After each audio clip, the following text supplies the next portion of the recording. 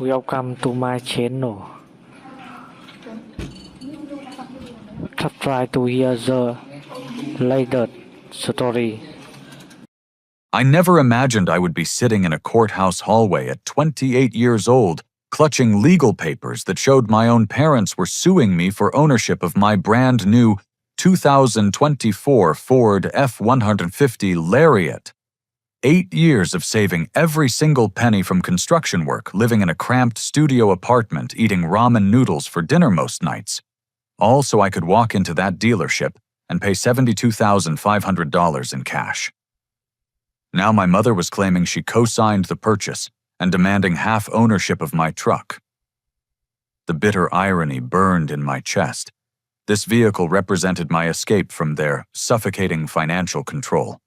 Yet here they sat across the hallway trying to steal that freedom away through the very legal system meant to protect honest people like me.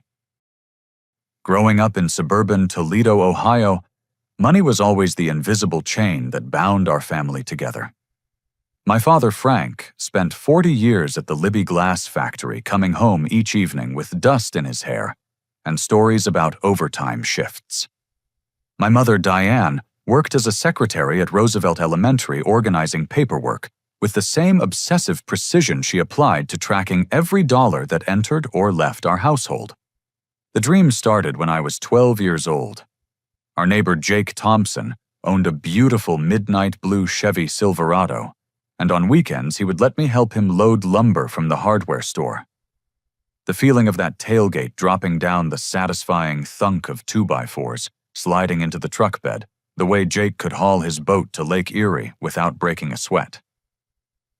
I told my parents I wanted to own a pickup truck someday, and they immediately dismissed it as wasteful spending and showing off to the neighbors. During high school, I worked part-time at Henderson Hardware, stocking shelves and learning about tools from customers who built their own decks and fixed their own plumbing. Every paycheck went straight into a savings account that my parents monitored like hawks. They insisted the money was for college tuition, but I had different plans forming in my mind. Construction work called to me more than any classroom ever could. At 20 years old, I shocked them by starting an apprenticeship with Morrison Construction instead of enrolling at the University of Toledo. The screaming match that followed shook the windows of our ranch house. My father accused me of throwing away every opportunity they had provided. My mother cried about wasted potential and embarrassment in front of her teacher friends. I moved into a 400-square-foot studio apartment on the south side of town that same week. The next 8 years became a masterclass in delayed gratification. I worked every overtime shift Morrison offered, took side jobs installing drywall on weekends, and lived like a monk saving for a monastery. No restaurants except McDonald's dollar menu. No vacations beyond camping at state parks. Secondhand clothes from Goodwill until they literally fell apart. I kept my savings in a separate account at Fifth Third Bank across town to avoid my parents' constant questions about my financial decisions. Finally, 3 weeks ago, I reached my goal, $72,500. I had researched every detail about the 2024 Ford F-150 Lariat for months. The ruby red metallic paint job that gleamed like liquid fire in sunlight.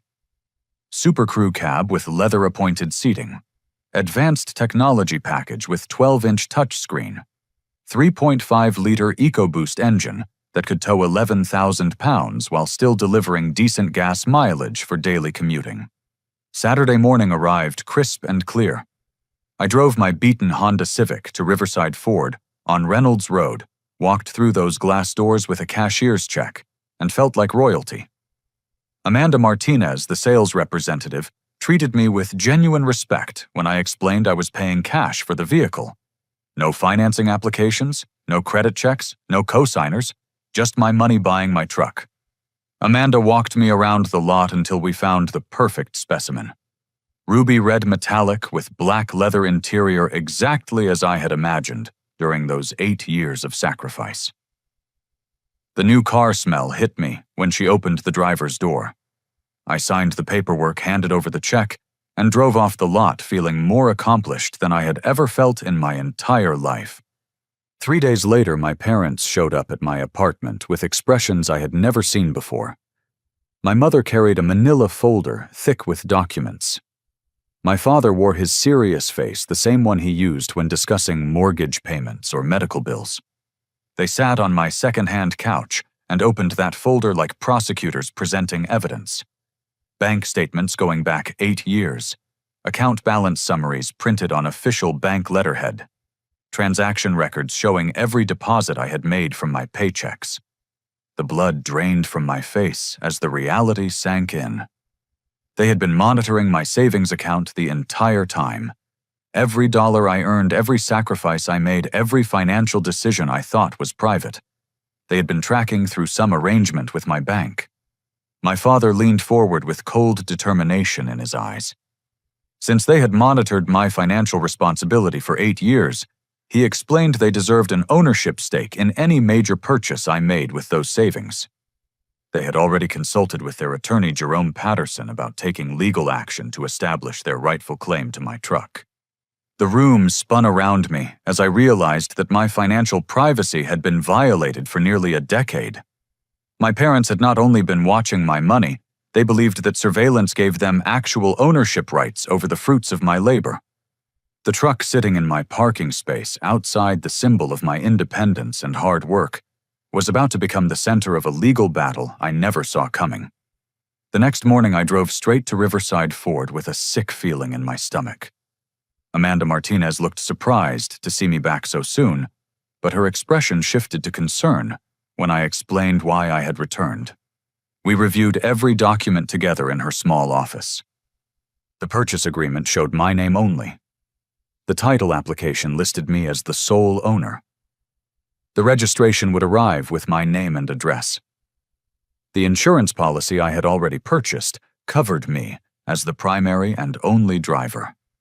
Not a single piece of paperwork contained any reference to co-signers, co-buyers, or shared ownership arrangements. Amanda pulled up the transaction in their computer system and confirmed what I already knew. The $72,500 cashier's check had come from my account alone. No other parties were involved in the purchase process. She printed copies of everything and assured me that their records would support my ownership if any legal questions arose. Tuesday afternoon brought the humiliation I had been dreading. Sheriff's deputies arrived at the Morrison construction job site where we were framing a new medical office building. In front of my co-workers, they served me with official court documents, while I stood there in my work boots and safety vest covered in sawdust and embarrassment. The lawsuit papers painted a picture I barely recognized. My parents claimed we had entered into a joint investment agreement for the purchase of the vehicle.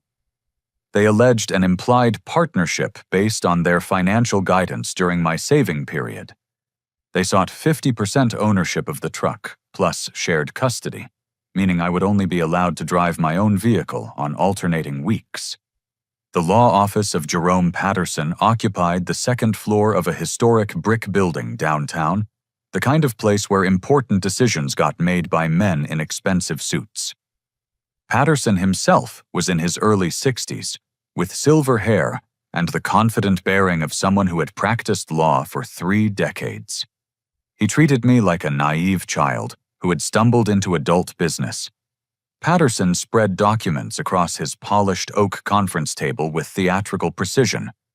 Text message screenshots that supposedly showed me discussing a family investment in the truck purchase. Bank transfer receipts that allegedly proved my parents had provided loans during my saving period. Most shocking of all, what appeared to be co-signing documentation from Riverside Ford, complete with official letterhead and signatures. The evidence looked convincing until I studied it more carefully. The text message screenshots showed conversations I definitely never had. The bank transfer receipts contained account numbers I did not recognize. The dealership co-signing papers used fonts and formatting that looked slightly wrong compared to my genuine purchase documents. I returned to Riverside Ford that evening after work, bringing photocopies of the alleged co-signing paperwork. Amanda examined them under the bright fluorescent lights of the service department office, comparing them to legitimate dealership documents from the same time period. The forgeries were sophisticated, but not perfect. The letterhead used an older version of the dealership logo. The document numbers followed a pattern that did not match their actual filing system. Most damning of all, the signatures, supposedly from Amanda and her sales manager, Marcus Williams, looked nothing like their actual handwriting. Amanda's face grew troubled as she explained what had happened after my purchase. My parents had visited the dealership twice in the past 3 weeks, demanding to speak with management about correcting what they called an error in the paperwork. They insisted that my mother should have been listed as a co-buyer and that the dealership had failed to properly document her involvement. Marcus Williams had refused their demands politely but firmly. The purchase was complete, paid in full, and properly documented. There had been no co-buyer, no co-signer, no family involvement whatsoever. My parents had grown increasingly agitated during these visits, eventually threatening negative reviews and complaints to corporate headquarters. After their second visit, Marcus discovered angry voicemails on the dealership's main line. My father's voice demanding they fix their mistake immediately or face serious consequences. My mother's voice claiming they had damaged her credit by failing to include her on the loan documents, even though there was no loan involved in the cash purchase. Amanda handed me copies of the security camera footage from their visits. The timestamps showed my parents had been planning this legal attack for weeks, gathering information about dealership procedures and looking for weaknesses they could exploit. Sitting in my truck in the dealership parking lot that night, I finally understood the scope of their deception. This was not a simple misunderstanding about family finances. My parents had systematically violated my privacy-forged legal documents and launched a calculated assault on my independence using lies and manipulation as their weapons. Within days of the lawsuit being filed, my phone started ringing with calls from family members I hadn't heard from in months. The conversations followed an identical pattern, as if my parents had prepared a script for each caller. Uncle Robert, my father's younger brother, called first. His voice carried disappointment and judgment as he lectured me about gratitude and respect for elders. According to him, my parents had sacrificed everything to help me succeed, and now I was repaying their generosity with selfishness and legal warfare. He made it clear that I was no longer welcome at family gatherings until I came to my senses. Aunt Patricia, my mother's sister, delivered a similar message wrapped in false concern for family unity. She described my parents as heartbroken and bewildered by my sudden change in character. The truck, she explained, was less important than maintaining family relationships and honoring the people who had raised me with love and dedication. My cousin Jennifer, who had always been friendly during holiday gatherings, posted a lengthy social media message about the importance of family values and respecting parental authority. Without mentioning names, she made it clear that certain family members were causing unnecessary drama over material possessions that meant nothing compared to family bonds. The campaign extended beyond blood relatives into our neighborhood community. Mrs. Henderson, who lived next door to my parents and had always greeted me warmly, suddenly turned cold and judgmental when I visited their street. She made pointed comments about young people today lacking proper respect for their elders and causing unnecessary stress for wonderful parents like Frank and Diane. Mr. Garcia, who lived across the street and had borrowed my tools multiple times over the years, refused to make eye contact when I waved at him. The unspoken message was clear. I had become persona non grata in the neighborhood, where I grew up branded as an ungrateful son who was tearing apart a loving family over a material possession. Carol Stevens, a longtime family friend who had attended every birthday party and graduation ceremony of my childhood, crossed to the other side of the street when she saw me approaching. The woman who had once praised my work ethic and ambition now viewed me as a selfish young man who had lost his way. The character assassination campaign reached my workplace through carefully orchestrated rumors. Co-workers started asking uncomfortable questions about the family lawsuit, wondering what kind of person gets sued by his own parents. Some began to distance themselves, worried about being associated with someone involved in such personal drama. Bill Jackson, our foreman, called me into the construction trailer for a private conversation.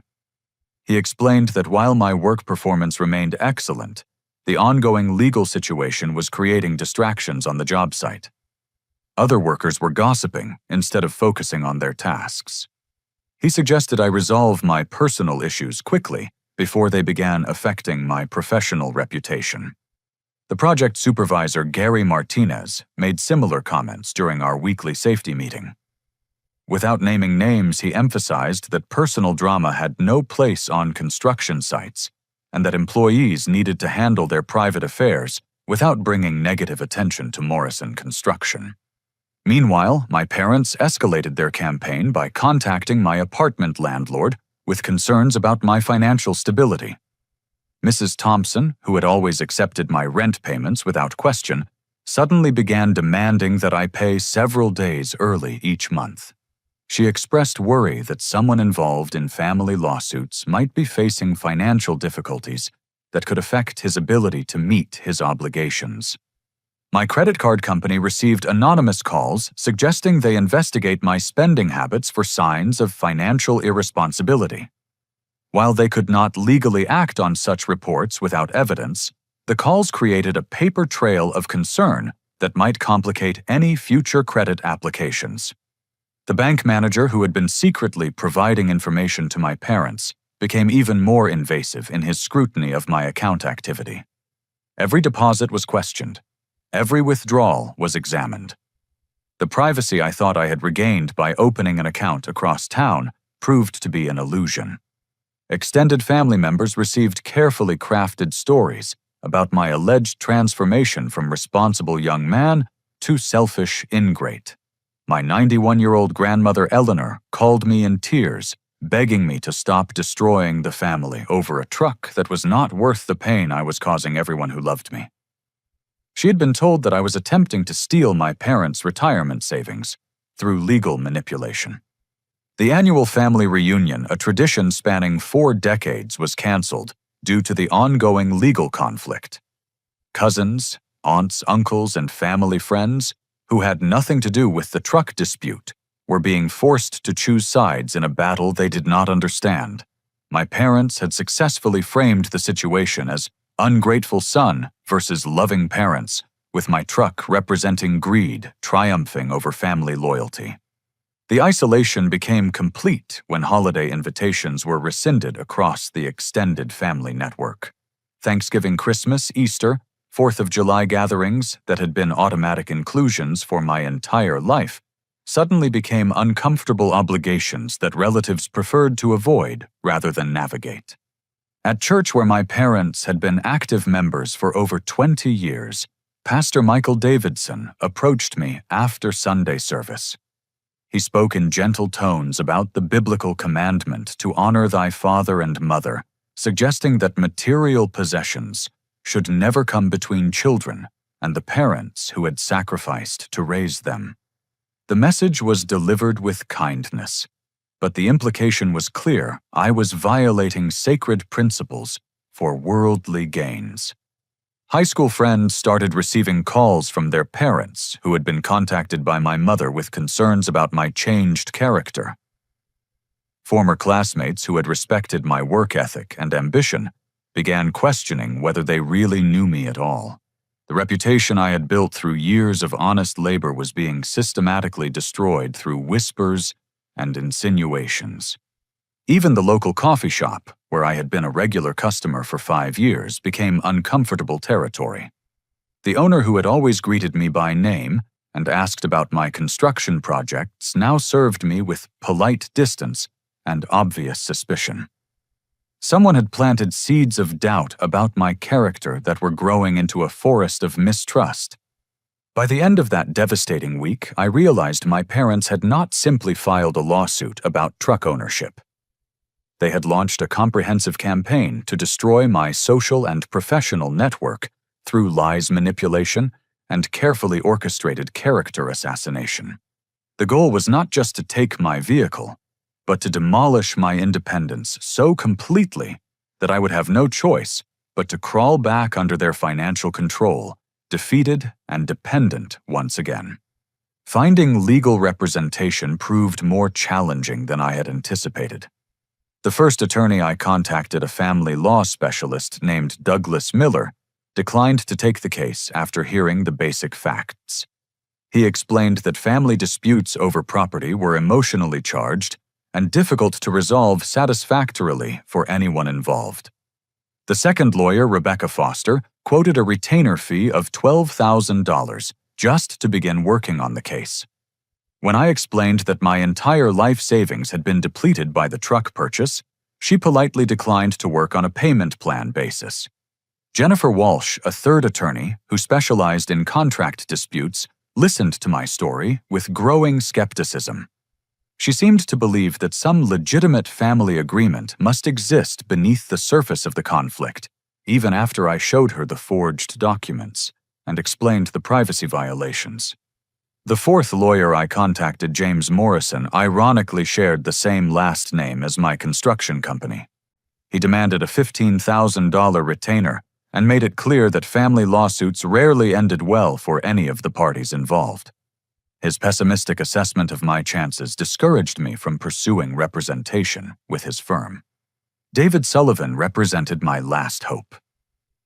A younger attorney in his early 30s, he had recently started his own practice after working for larger firms and was actively seeking cases that could help build his reputation.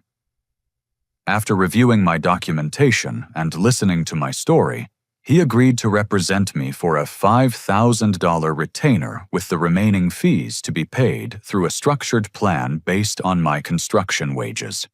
Sullivan immediately began the discovery phase of litigation subpoenaing records from Riverside Ford, my bank, my parents' bank, and the phone companies used by all parties involved. His systematic approach began uncovering the breadth of my parents' deception within the first week of his investigation. The dealership records confirmed everything Amanda Martinez had told me. My parents had visited multiple times after my purchase, demanding changes to paperwork that could not legally be altered. They had threatened negative reviews, corporate complaints, and legal action if the dealership refused to add my mother as a co-buyer retroactively. Bank statements from my account showed no financial support from my parents during the 8-year saving period. Every deposit came from my paychecks, overtime wages, or side job earnings. There were no transfers, gifts, or loans from my parents' accounts to support their claims of financial partnership. Phone records revealed a pattern of communication between my parents and attorney Jerome Patterson that began weeks before they confronted me about the truck. Dozens of calls had been exchanged as they planned their legal strategy and prepared their fabricated evidence. The preliminary hearing was scheduled for a Thursday morning in Judge Martha Richardson's courtroom. Judge Richardson had a reputation for conservative values and traditional respect for parental authority, which concerned Sullivan when he researched her previous decisions in family disputes. My parents arrived at the courthouse dressed in their Sunday best, accompanied by Jerome Patterson and a small group of character witnesses. My mother wore a navy blue dress that made her look like a grieving widow, while my father donned his best suit and the American flag lapel pin he wore to church and community events. Patterson's opening statement painted my parents as devoted, hard-working Americans who had sacrificed everything for their ungrateful son's success. He emphasized my father's 40 years of factory work and my mother's dedication to educating children as a school secretary. He described them as pillars of their community who deserved respect and recognition for their lifetime of service. The emotional testimony that followed was masterfully orchestrated. My mother cried as she described the countless sacrifices they had made to provide me with a stable, loving home. She talked about working extra hours to pay for my clothes, school supplies, and basic needs, never asking for anything in return except love and respect. My father presented his military service record from his 2 years in the National Guard and his volunteer work with local youth programs. Character witnesses included neighbors who praised his lawn care and snow removal help church members who respected his faithfulness and generosity, and co-workers who described him as honest and reliable. Patterson argued that while no formal written agreement existed, an implied family partnership had been established through years of parental guidance and support. He claimed that my parents' investment in my character and work ethic entitled them to a share in major financial decisions, particularly purchases as significant as a $72,000 truck. The forged co-signing documents were presented as evidence of my parents' legitimate involvement in the purchase process. Patterson suggested that any irregularities in the paperwork were the result of dealership error rather than intentional deception by his clients. Judge Richardson listened to this presentation with visible sympathy for my parents' position. Her questions focused on my alleged ingratitude and lack of communication with them about such a major purchase. She seemed particularly troubled by the idea that a young man would spend his entire life savings without consulting the parents who had guided his financial development. Sullivan's presentation of the actual facts seemed almost irrelevant compared to the emotional impact of my parents' performance. He showed the court genuine dealership records proving no co-signers existed. He presented bank statements demonstrating my complete financial independence. He explained the timeline, proving that forged documents had been created after the purchase was complete. However, Judge Richardson appeared more influenced by the traditional family dynamics than by the documentary evidence. Her preliminary ruling shocked me to my core. She granted a temporary restraining order, preventing me from using the truck until the case could be fully resolved. The vehicle that represented 8 years of sacrifice was impounded by court order to a climate-controlled storage facility downtown. I was prohibited from driving it, accessing it, or making any decisions about its maintenance or insurance until the legal dispute reached its conclusion. Standing in the courthouse parking lot after the hearing, I watched a tow truck driver load my ruby red F-150 onto his flatbed trailer. The sight of my truck being hauled away like evidence in a criminal case filled me with a rage and helplessness I had never experienced before. The storage facility charged $250 per month for climate-controlled vehicle storage money I was required to pay to house my own truck, while my parents' false claims wound their way through the legal system. Every monthly payment represented another victory for their manipulation and another assault on my financial independence. I was forced to purchase a 15-year-old Honda Civic from a used car lot just to maintain transportation to work. Every morning when I climbed into that worn-out sedan, I was reminded of the injustice that had stolen my truck and placed it beyond my reach. The contrast between my dream vehicle and my current reality served as daily motivation to fight harder for the truth. Sleep became elusive as I lay awake calculating legal costs and storage fees. My appetite diminished as stress consumed the energy I needed for physical labor. I lost 12 pounds in 3 weeks, my work clothes hanging loose on my frame, as the emotional toll manifested in physical deterioration. Sullivan continued building our case while I struggled with the practical consequences of the court's ruling. His private investigator confirmed that my parents had paid the bank manager for 8 years of account monitoring. Security experts analyzed the forged documents and prepared detailed reports on the sophistication of the deception. Digital forensics specialists examined the allegedly edited text messages and prepared evidence of their fabrication. The preliminary hearing had demonstrated that facts alone might not be sufficient to overcome emotional manipulation and judicial bias toward traditional family structures. Judge Richardson's ruling proved that my parents' strategy of presenting themselves as wounded elders could override clear evidence of their deception and fraud. The temporary restraining order was supposed to preserve the status quo until a full trial could determine ownership rights. Instead, it punished me for being the victim of my parents' crimes while rewarding them for their successful manipulation of the legal system. The scales of justice had been tipped against me by lies, forgeries, and the assumption that parents are always more credible than their children. Watching my truck disappear into storage that day, I realized that legal victory would require more than just proving my innocence. I would need to expose the full scope of my parents' deception and demonstrate that their claims were part of a larger pattern of financial manipulation and family exploitation that extended far beyond our immediate dispute. David Sullivan proved to be more thorough than I had dared hope. He hired Rachel Martinez, a private investigator with 15 years of experience in financial fraud cases. Rachel had no relation to Amanda Martinez from the dealership, but she shared the same methodical attention to detail that would prove crucial to uncovering the truth. Rachel's initial investigation focused on my parents' financial history and legal activities over the past decade. What she discovered within the first week shocked both Sullivan and me.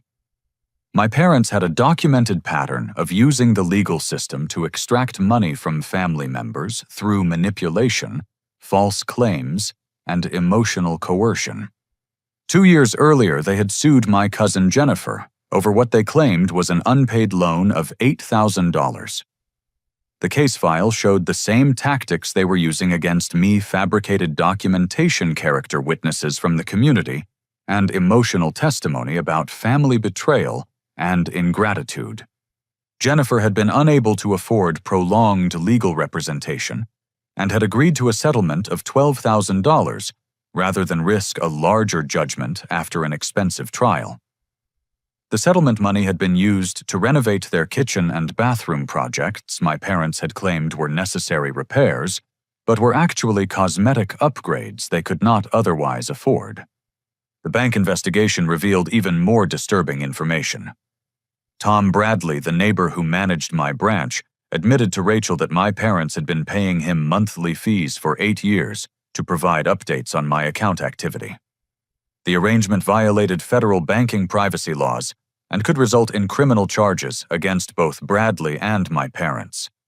Bradley's records showed payments totaling $4,000 over the 8-year period, money my parents had justified as necessary monitoring to ensure their son was making responsible financial decisions. Bradley was now facing an internal investigation by his bank and potential prosecution by federal authorities for privacy violations and accepting bribes. Dr. Angela Foster, a document analysis expert recommended by Sullivan, completed her examination of the forged dealership paperwork. Her report confirmed what we had suspected: the documents were sophisticated forgeries created using specialized software and professional-grade equipment. The metadata embedded in the digital files proved that the fake co-signing documents had been created 3 weeks after my actual truck purchase. The software used to manipulate fonts and letterhead was expensive, suggesting that my parents had hired a professional document forger rather than attempting the deception themselves.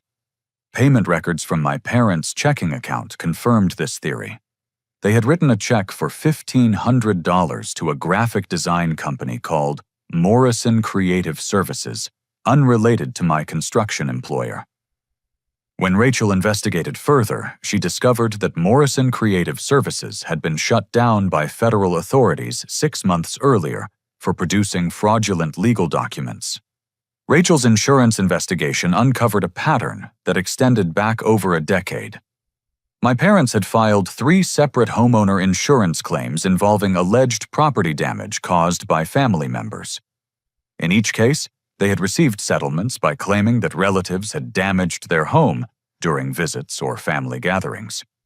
The insurance investigator assigned to their previous claims, Mark Peterson, confirmed that the pattern raised red flags throughout the company.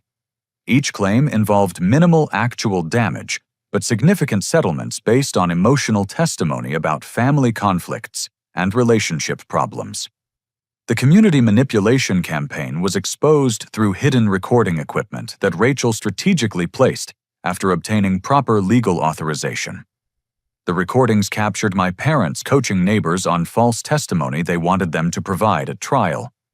Mrs. Henderson had been paid $300 to provide a character statement describing me as irresponsible and disrespectful. Mr. Garcia had been promised lawn care services for the entire summer in exchange for supporting my parents' narrative about my alleged financial problems. Church members had been manipulated through completely fabricated stories about my supposed drug problems and gambling addiction. My parents had told different lies to different people, creating a web of false narratives that supported their claim that I was an unreliable young man who needed parental supervision of his finances. The investigation of attorney Jerome Patterson revealed financial troubles that explained his willingness to pursue such a questionable case. Patterson's law practice was barely solvent, and he was facing potential bankruptcy due to declining business and expensive overhead costs. My parents were not only paying Patterson's standard legal fees, but had also promised him a substantial success bonus if he won the case. This arrangement created a financial incentive for Patterson to pursue aggressive tactics, regardless of their ethical implications.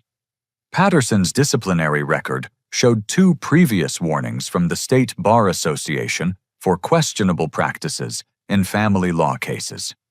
He had a history of encouraging extended litigation to maximize billable hours, often targeting families where emotional manipulation could substitute for legal merit. The extended family fraud network began to unravel as Rachel interviewed relatives who had been reluctant to speak publicly about their experiences with my parents. Grandmother Eleanor revealed that my parents had convinced her to modify her will 6 months earlier, reducing inheritance amounts for other grandchildren while significantly increasing their own share.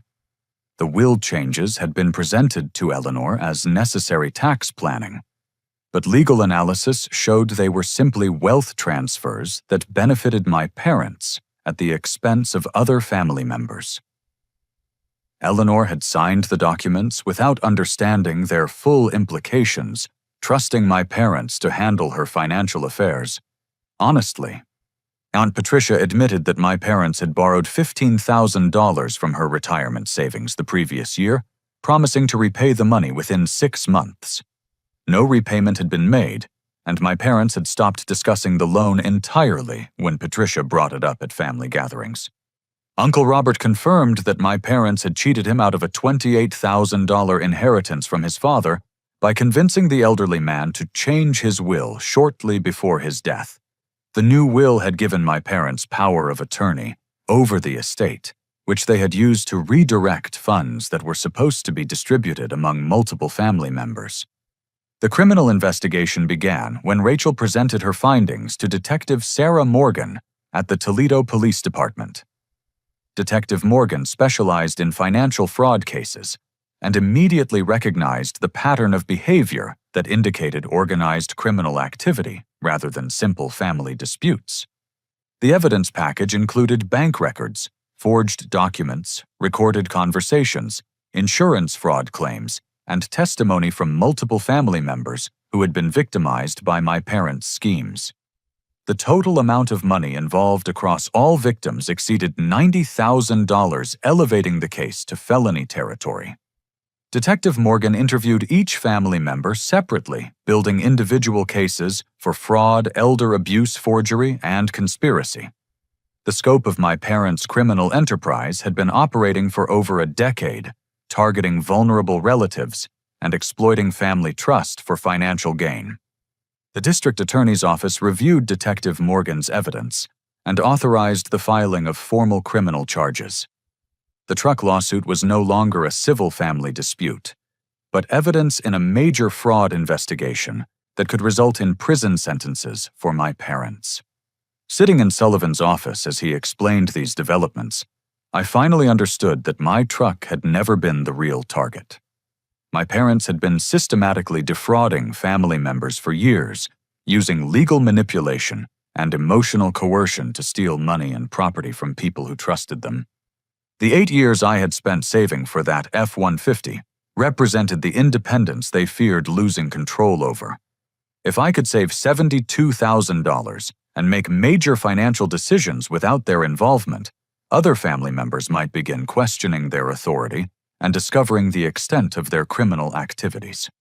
My truck lawsuit was actually a desperate attempt to maintain the financial control and family manipulation that enabled their fraudulent lifestyle. By destroying my independence and reputation, they hoped to continue exploiting vulnerable relatives without interference from family members who might expose their crimes. The realization that I had been targeted not just for my truck, but as a threat to their criminal enterprise filled me with a cold anger that was far more powerful than the hurt and confusion I had felt before. My parents were not misguided or controlling. They were criminals who had been systematically stealing from their own family for years, and I had become their latest victim only because my success threatened their ability to victimize others. The family coalition formed organically once Rachel Martinez's investigation revealed the scope of my parents' criminal activities. I contacted Jennifer first, knowing she had experienced similar legal manipulation during her settlement 2 years earlier. Her reaction to my call surprised me with its intensity and relief. Jennifer had been carrying the burden of her settlement in isolation, believing she was the only family member who had experienced my parents' financial manipulation. She had kept detailed documentation from her case, hoping someday to expose the truth about what had happened to her. Her records included the original loan documents that my parents claimed she had signed, which were obvious forgeries similar to the dealership paperwork in my case. She also had recorded phone conversations where my parents had threatened to destroy her reputation in the community if she did not agree to their settlement demands. Uncle Robert agreed to meet us at Jennifer's house on a Saturday afternoon, bringing his own evidence of financial manipulation. The inheritance case had cost him $28,000, but more importantly, it had shown him how his own brother could lie and steal from family members without any apparent guilt or remorse. Aunt Patricia arrived carrying a briefcase full of documents related to the $15,000 retirement savings that my parents had borrowed and never repaid. Her husband had warned her against trusting Frank and Diane with their money, but family loyalty had overridden financial caution. Grandmother Eleanor was the most difficult family member to include in our coalition. At 91 years old, she had been completely dependent on my parents for financial guidance and practical help with daily activities. Exposing their crimes meant admitting that the people she trusted most had been exploiting her vulnerability for their own benefit. However, Eleanor's anger overcame her fear when she learned about the will modifications and the systematic theft from other family members. She provided bank records showing unauthorized withdrawals from her accounts and forged signatures on financial documents she had never seen before signing. Our combined evidence created a comprehensive picture of organized criminal activity spanning 12 years. The total financial losses across all family members exceeded $90,000, not including legal costs, emotional damage, and relationships destroyed by my parents' manipulation. Detective Sarah Morgan met with our entire group at the police station, taking individual statements and collecting evidence from each case. The systematic nature of the crimes and the vulnerability of some victims, particularly elderly family members, elevated the charges to include elder abuse and organized fraud. The criminal charges were filed on a Tuesday morning while my parents were at work. Frank was arrested at the glass factory, led away in handcuffs, in front of co-workers who had respected him for 4 decades. Diane was arrested at Roosevelt Elementary School, creating a scandal that would end her career in education. The charges included multiple felony counts: fraud, forgery, elder abuse, conspiracy identity theft, and violations of federal banking privacy laws. Attorney Jerome Patterson was arrested the same day facing disbarment proceedings and criminal charges for his role in the conspiracy. David Sullivan filed a motion to dismiss the original truck lawsuit immediately after the criminal charges were announced. He simultaneously filed a counter-lawsuit against my parents for harassment, fraud, defamation, and malicious prosecution. The countersuit sought damages for legal costs, emotional distress, reputation damage, and punitive damages for the malicious nature of their actions. Judge Martha Richardson's reaction to the new evidence was dramatically different from her initial ruling. The criminal charges and FBI investigation forced her to reconsider every aspect of the case, particularly the forged documents and false testimony that had influenced her preliminary decision. The motion hearing was scheduled for Thursday morning, the same courtroom where my truck had been impounded 3 months earlier. This time my parents sat at the defendant's table facing serious criminal charges, while I sat with Sullivan as the wronged party seeking justice. Sullivan's presentation of the evidence was devastating. He showed the court documented proof of forgery privacy violations, insurance fraud, and systematic family exploitation. The FBI's financial analysis demonstrated that my truck lawsuit was part of a criminal conspiracy rather than a legitimate family dispute. Judge Richardson ordered the immediate release of my truck from storage, acknowledging that the restraining order had been based on fraudulent evidence and false testimony. She also ordered my parents to reimburse all storage costs and legal fees related to their malicious prosecution. The media attention began with a front-page story in the Toledo Blade about the family fraud case. Reporter Lisa Chung had covered white-collar crime for 15 years and recognized the significance of a case involving systematic exploitation of elderly and vulnerable family members. Regional television news stations picked up the story, focusing on the sophisticated nature of the document forgery and the scope of the criminal enterprise. My parents' mugshots appeared on evening news broadcasts throughout Northwest Ohio, destroying their reputation in the community they had manipulated for so long. The church congregation learned about the systematic deception through the newspaper coverage and television reports. Pastor Michael Davidson publicly apologized for his misguided counseling about honoring parents, acknowledging that criminal behavior could not be excused by family relationships or biblical interpretation. Neighborhood reaction was swift and decisive. Mrs. Henderson and Mr. Garcia approached me separately to apologize for accepting money in exchange for false testimony. They had not understood the criminal nature of my parents' scheme when they agreed to help with character statements. The construction industry response surprised me with its intensity. Morrison Construction received dozens of supportive calls from other companies, praising my integrity throughout the ordeal. Several contractors offered me jobs with higher pay and better benefits, recognizing that someone who would fight for truth against family pressure would be completely trustworthy in business dealings. Foreman Bill Jackson organized a celebration at the job site when my truck was returned from storage. Co-workers who had distanced themselves during the lawsuit now apologized for doubting my character and praised my persistence in fighting for the truth. Gary Martinez, the project supervisor, recommended me for promotion to assistant foreman based on my demonstrated leadership and integrity under pressure. The company's HR department sent letters to other employers correcting any negative impressions that might have been created by the false allegations. The storage facility waived their final month's fee and provided a professional detail service to restore my truck's appearance after 3 months of indoor storage. The manager apologized for the circumstances that had brought my vehicle to their facility and ensured that no damage had occurred during the impoundment period. Driving my F-150 home from the storage facility felt like a resurrection. The ruby red metallic paint gleamed in the afternoon sunlight.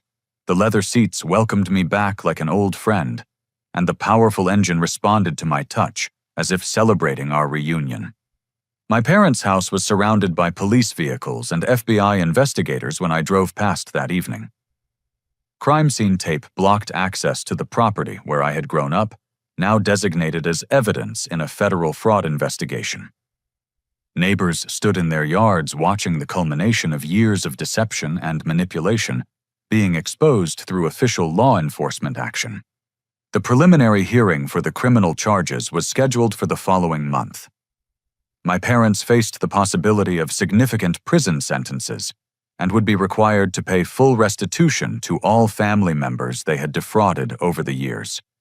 The truck that had started as the symbol of my independence had become the catalyst for exposing a criminal enterprise that had victimized our entire extended family. My 8 years of saving and sacrifice had been vindicated not just through legal victory, but through the broader justice of stopping my parents from continuing to exploit vulnerable relatives through lies, manipulation, and forged documents. As I parked my F-150 in front of my apartment that night, I realized that fighting for this vehicle had been about much more than transportation or personal property. It had been about refusing to surrender to criminal behavior disguised as parental authority standing up for truth against systematic deception and protecting other family members from continued exploitation by the people they should have been able to trust most. The criminal trial proceeded swiftly once my parents realized the overwhelming evidence against them. Faced with detailed financial records, recorded conversations, forensic document analysis, and testimony from multiple family victims, their attorney recommended accepting a plea agreement rather than risking harsher sentences after a full trial. Frank and Diane pleaded guilty to 7 felony counts, including fraud, elder abuse, forgery, and conspiracy. Judge Richardson sentenced them to 3 years in state prison, followed by 5 years of supervised probation. The sentences reflected the systematic nature of their crimes and the vulnerability of their victims, particularly elderly family members who had trusted them completely. The restitution order required my parents to repay $112,000 to all family members they had defrauded over the 12-year period. This amount included the original stolen funds, plus interest and compensation for legal costs incurred by their victims. Their house was sold within 6 months to cover restitution payments and legal costs. The proceeds were distributed according to court order, with each family member receiving compensation proportional to their financial losses. The home where I had grown up became a liquidated asset in service of justice, rather than a monument to criminal prosperity. The extended family began healing through regular gatherings that had been impossible during years of my parents' manipulation and control. Uncle Robert organized monthly dinners where we could rebuild relationships based on honesty rather than the fear and secrecy that had characterized our interactions for so long. Grandmother Eleanor moved into an assisted living facility chosen by the entire family rather than being dependent on any single relative for financial guidance. Her modified will was restored to its original form, ensuring fair distribution of her estate among all grandchildren and protecting her from further exploitation. Jennifer established a family communication network that allowed relatives to share information about financial decisions and potential concerns. The transparency prevented any individual from being isolated and vulnerable to future manipulation, creating collective protection against similar schemes. Aunt Patricia recovered most of her retirement savings through the restitution process and invested the funds with a professional financial advisor recommended by the court. Uncle Robert used his recovered inheritance to establish college funds for his grandchildren, ensuring that my parents' theft would not impact the next generation's educational opportunities. Morrison Construction promoted me to project supervisor within 6 months of the trial's conclusion. My reputation throughout the construction industry had been enhanced rather than damaged by my willingness to fight for truth against family pressure. Contractors recognized that someone who would stand up to criminal parents would be completely trustworthy in business relationships. The promotion came with a significant salary increase and responsibility for managing large commercial projects. I was assigned to supervise the construction of a new medical center, the same type of building where I had once worked as a laborer while saving for my truck. Professional opportunities continued expanding as word spread about my integrity during the legal ordeal. 3 different construction companies offered positions with higher pay and better benefits, recognizing the value of employing someone who had proven their character under extreme pressure. Speaking engagements followed with industry associations, inviting me to discuss financial planning and family boundary setting at workshops for young construction workers. My experience became a cautionary tale about the importance of financial privacy and the dangers of family financial manipulation. Community relationships were rebuilt gradually but genuinely. Mrs. Henderson became a true friend rather than a paid false witness, often bringing homemade cookies and asking about my construction projects with real interest. Mr. Garcia offered to help with truck maintenance and invited me to family barbecues where I was welcomed as an honest neighbor. Church congregation members apologized individually for accepting false narratives about my character. Pastor Davidson used my case as an example in sermons about the difference between honoring legitimate parental authority and enabling criminal behavior disguised as family concern. The dealership experience led to an unexpected friendship with Amanda Martinez, who had supported my ownership claims from the beginning. Amanda introduced me to other customers who had faced similar family pressure about major purchases, creating informal support networks for people establishing financial independence. My truck evolved from a symbol of personal achievement into a tool for helping extended family members with practical needs. I used the F-150 to help Jennifer move into a new apartment transport Uncle Robert's furniture when he downsized and assist elderly neighbors with grocery shopping and medical appointments. The vehicle's towing capacity proved valuable for family camping trips that reunited relatives who had been divided by my parents' manipulation. The truck that had once been the center of legal conflict became the practical foundation for rebuilding family relationships based on mutual support and genuine affection. Financial independence took on deeper meaning beyond simply owning expensive possessions. I established emergency funds for unexpected legal costs, opened investment accounts to build long-term wealth, and created strict privacy protections to prevent future financial surveillance by anyone. Legal system improvements resulted from the publicity surrounding our case. Judge Richardson advocated for stricter document authentication requirements in family law disputes, while the State Bar Association strengthened oversight of attorneys handling emotionally charged family conflicts. Banking privacy protections were enhanced after Tom Bradley's conviction for providing unauthorized account information. Federal regulators implemented new training requirements and monitoring systems to prevent bank employees from violating customer privacy rights in exchange for personal payments.